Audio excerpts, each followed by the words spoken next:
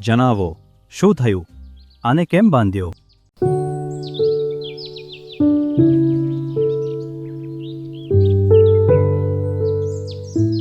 સાંભળો સાંભળો, વિંધ્ય પર્વત પર જંબુદ્વીપમાં આજે સાંસ્કૃતિક કાર્યક્રમ છે. રાજા રમણવર્ણએ આદેશ આપ્યો છે. વાહ! શાસ્ત્ર વ્યાખ્યાન અને સંગીત સૌ આવશે.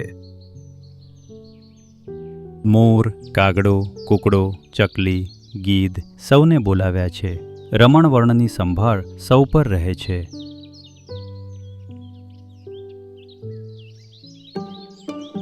હું તમારા સૌનો રક્ષક છું. તમારી ભલાઈ મારી પ્રાર્થના છે.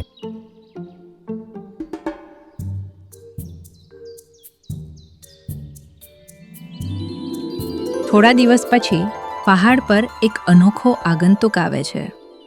નમસ્તે મિત્રો, હું દૂર દેશથી આવ્યો છું. મેં અનેક આશ્ચર્ય જોયા છે. જુઓ એની લાંબી ચાંચ. પહેલા ક્યારે પાણીવાળું પક્ષી અહીં નથી આવ્યું. આવો આપણે એને સન્માન આપીએ. નવા મહેમાનથી શીખવા મળે છે. તમારો સત્કાર બહુ સન્માનજનક છે. હું પ્રસન્ન છું. પક્ષીઓએ તેમનો આદર કર્યો.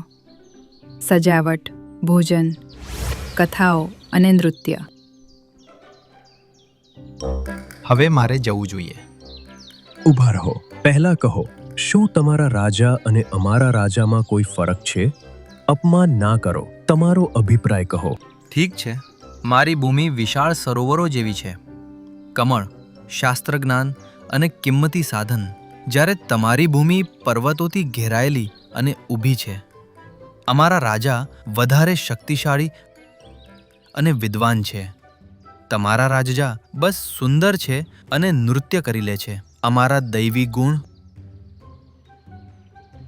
એને આપણી મહેમાન ગતિનું અપમાન કર્યું. એને પાઠ ભણાવવો પડશે. તે અમારા રાજા અને રાજ્યનું અપમાન કરી રહ્યો છે. એને સજા મળવી જોઈએ. પહેલા સાંભળો, શું એની વાત પર વિશ્વાસ કરવો જોઈએ? શું આપણી ગરિમાનો સંબંધ ખાલી દેખાડાથી જ છે? આપણે વગર કારણે લોહી ના વહેવરાવવું જોઈએ. એટલાક તેજ તરાર પક્ષી હુમલો કરવા દોડ્યા, પણ ઘણાએ રોકી લીધા. દીર્ઘપલ્લવને બાંધીને રાજાની આગળ લાવવામાં આવ્યો. જણાવો, શું થયું? આને કેમ બાંધ્યો? મહારાજ, આ કપૂરદ્વીપથી આવ્યો છે. તે પોતાના રાજા હિરણ્યગર્ભની મહિમા ગાઈ રહ્યો હતો અને અમારા રાજ્યની નિંદા કરી રહ્યો હતો. કૃપા કરી જણાવો, શું દંડ આપવામાં આવે? મહારાજ, એક શૂરવીર રાજાને યુદ્ધની લાલસા હોઈ શકે, પણ બુદ્ધિ એની જ હોય જે પહેલા કૂટનીતિ અજમાવે. દૂત મોકલીને પૂછો, શું તેઓ કર આપશે, મિત્રતા કરશે કે યુદ્ધ ઈચ્છે છે? જો તેઓ ચૂપ રહે તો પણ કાર્યવાહી સમય પર થશે. મેં માત્ર સત્ય કહ્યું, પણ હું કોઈનું અપમાન નહોતો કરવા માંગતો. સત્ય બોલવો હક છે, પણ એને મર્યાદામાં કહેવું પણ કળા છે. અમે દૂત મોકલીશું. અરુણચરણ, તું જા, પણ એક વાત, તું ત્યાં શાંતિથી જઈશ. સાથે કોઈ ભયભીત સંદેશ નથી આપવાનો. આદેશનું પાલન થશે. હું દૂત બનીને જઈશ અને હું એકલો જ જઈશ.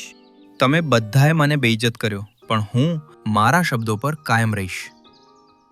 અરુણચરણ પ્રસ્થાન કરે છે. આ દરમિયાન કેટલાક પક્ષીઓએ દીર્ઘપલ્લવને કહ્યું કે તે શાંતિ જાળવે અને માફી માંગે. દીર્ઘપલ્લવ થોડાક શબ્દોમાં પોતાનો અવાજ નરમ કરી દે છે. ઘણા દિવસો પછી અરુણચરણ પાછો આવે છે.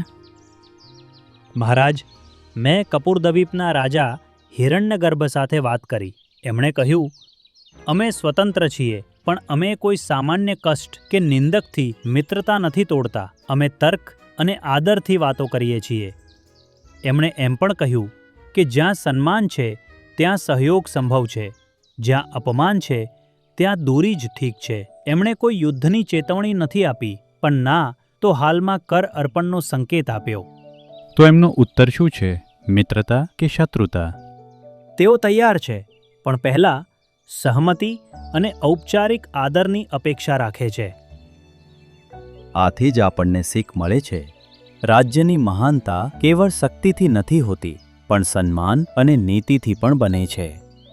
દીર્ઘપલ્લવે કદાચ એની વાતમાં કડવાશ રાખી, પણ આપણે પણ અતિથિને દંડિત કરી લીધા. આ ઠીક ન હતું. મહારાજ, મારી બોલી કઠોર રહી. હું માફી માંગુ છું. મેં મારા દેશની મહિમા જણાવી, પણ સ્વાભિમાનનો અર્થ એ નથી કે બીજાઓનું અપમાન કરવામાં આવે. સાચું કહ્યું. અમે હવે 2 પગલાં લઈશું.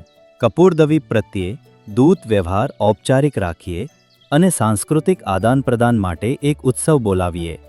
અમારા અહીં વિદ્વાનોને મોકલીને એમના જ્ઞાનનું આદાનપ્રદાન કરાવીએ. અને ને દીર્ઘપલ્લવ, તું પણ રહે. તારા અનુભવોથી શીખી લઈશું, પણ મર્યાદામાં. બંધુતા અઘરી હોઈ શકે, પણ સરકારનું કામ સાચું સંતુલન બનાવવાનું છે. સભામાં શાંતિ જળવાઈ રહે છે. દીર્ઘપલ્લવે માફી માંગી. રમણવર્ણએ કૂટનીતિનો રસ્તો પસંદ કર્યો. અરુણચરણ રાજદૂત તરીકે પ્રશંસા પામ્યો.